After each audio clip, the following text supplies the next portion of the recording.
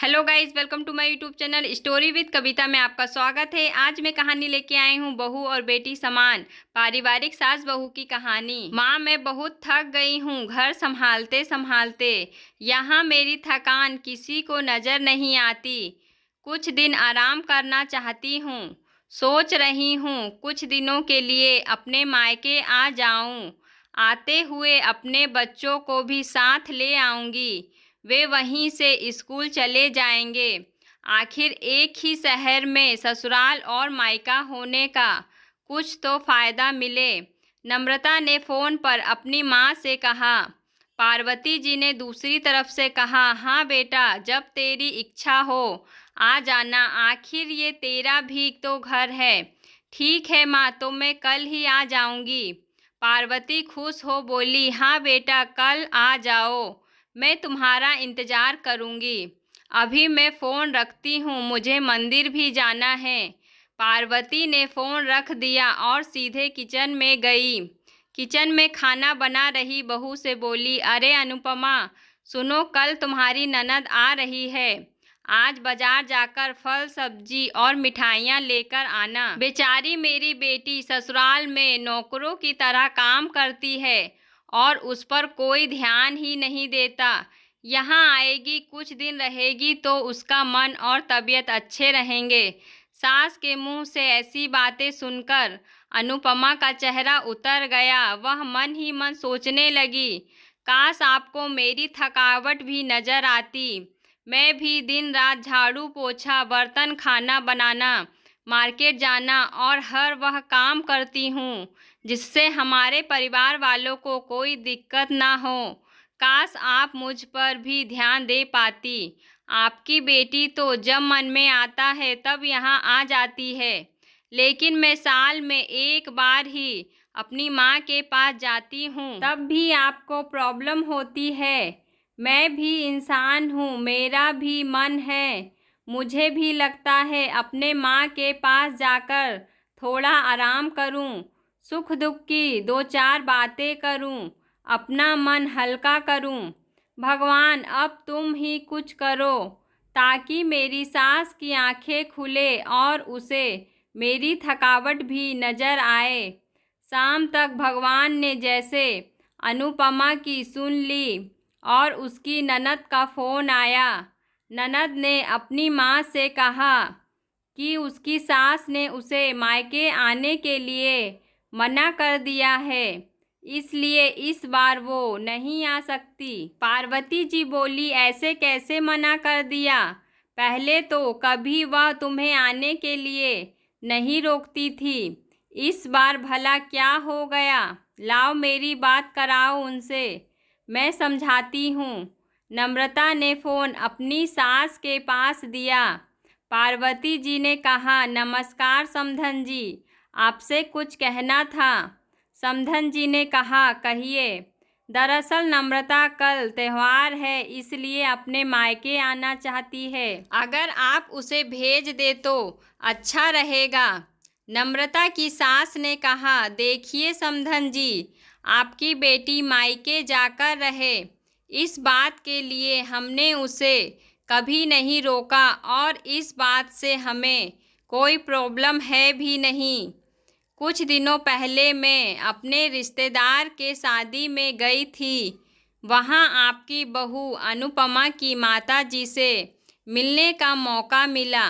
उनसे गपशप करने के दौरान उनकी बातों से पता चला कि अनुपमा को साल में एक ही बार अपने मायके जाने को मिलता है और वह भी बहुत कम समय के लिए। मुझे लगता है आपको पहले अनुपमा को उसके मायके भेज देना चाहिए और वह जब मायके होकर आ जाएगी तो मैं नम्रता को आपके पास भेज दूंगी।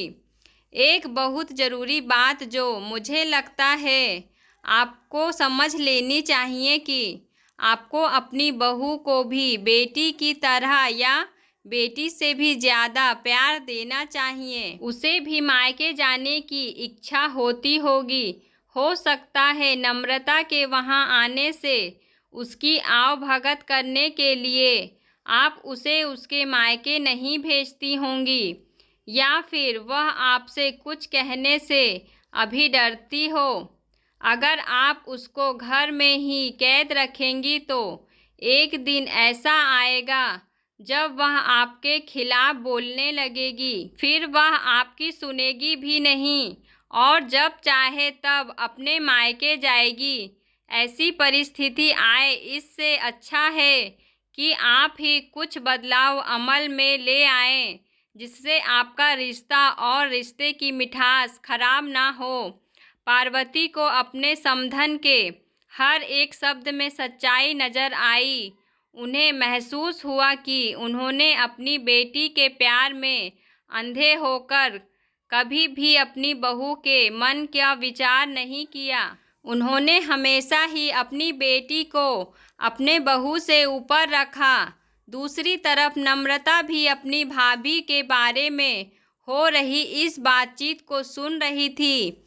उसने भी रियलाइज़ किया कि वह कभी भी अपनी भाभी के साथ ठीक से बात नहीं करती और जब वह अपने मायके जाती है तो भाभी थोड़ी उदास रहती है। पार्वती जी ने अपनी बहू को बुलाया और उसे कहा कि अनुपमा कुछ दिनों के लिए नम्रता नहीं आने वाली है, इसलिए पहले तुम अपने मायके होकर आओ। यह सुनते ही अनुपमा का चेहरा खिल गया, क्योंकि यह पहली बार था जब उसकी सास ने सामने से उसे अपने मायके जाने के लिए कहा था।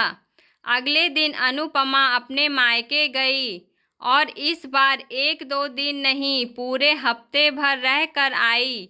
अपने माँ बाप से, अपने रिश्तेदारों से मिलकर आई और जब वह लौटकर आई तो उसका चेहरा खिला हुआ था, उसकी आंखें चमक रही थी। अनुपमा के आने के बाद नम्रता भी अपने मायके आई और इस बार वो खुद सामने से अपनी भाभी से खुशी खुशी मिली और अच्छे से बात की।